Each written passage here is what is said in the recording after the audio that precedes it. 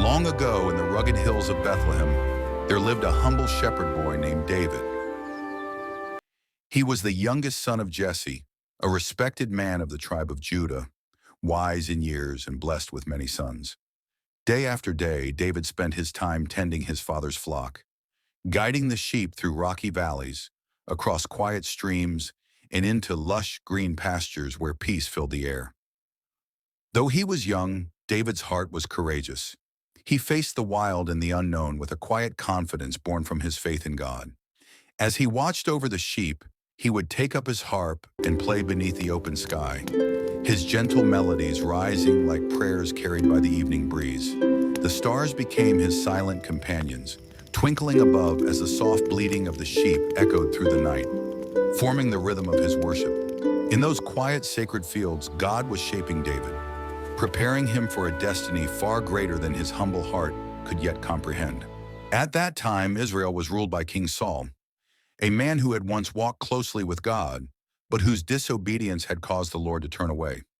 Then God spoke to his prophet Samuel, saying, "I have chosen for myself a man after my own heart, one who will shepherd my people and lead them in righteousness."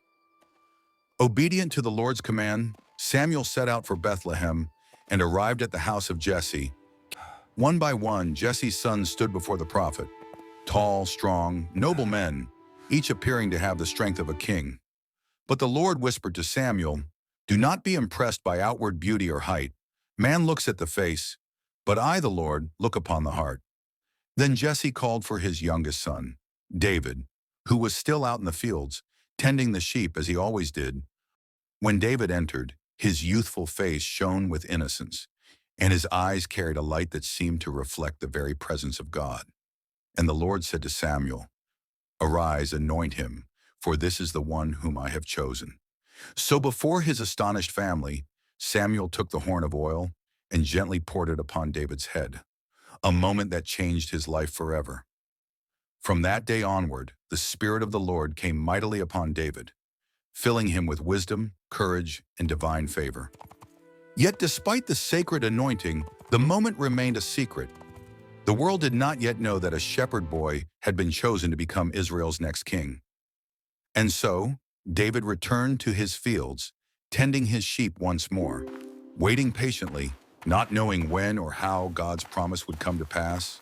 Many times, David begged his father to let him join his brothers in battle, but Father, Jesse would not allow it. please let me go with them. I can help. I am strong enough. Not this time, son. Stay here where it's safe. Your place is with the flock. War is for men, not for shepherd boys. But while others trained with swords, David trained with faith, his sling becoming an instrument of courage.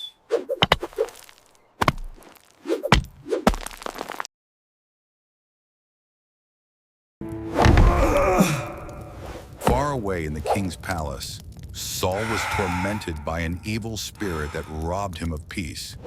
His servant said, "Let us find a man who can play skillfully, that the king's heart may be at peace." One of them remembered David, whose music carried the breath of heaven.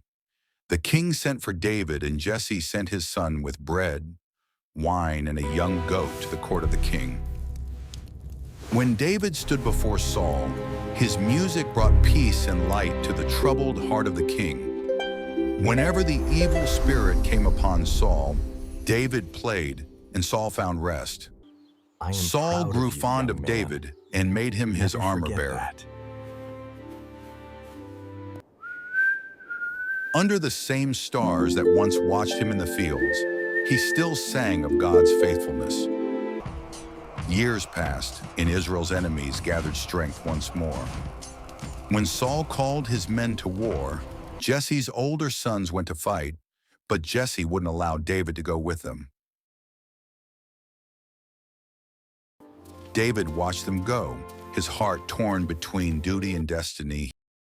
He waited until one day his father sent for him. "Take this food to your brothers," Jesse said, "and bring me news from the battlefield." And so the shepherd set out, unaware that the hour of destiny had arrived. As he neared the camp, David sought his brothers, but not all welcomed him with open arms. Eliab scolded him, mistaking his concern for pride. But David's heart remained steady and humble. David heard whispers of a terrifying champion, the Philistine giant who dared Israel to single combat. He volunteers to face the giant. The commander doubts but allows him to speak to Saul. Let no one lose heart on account of this Philistine. I, your servant, will go and fight him.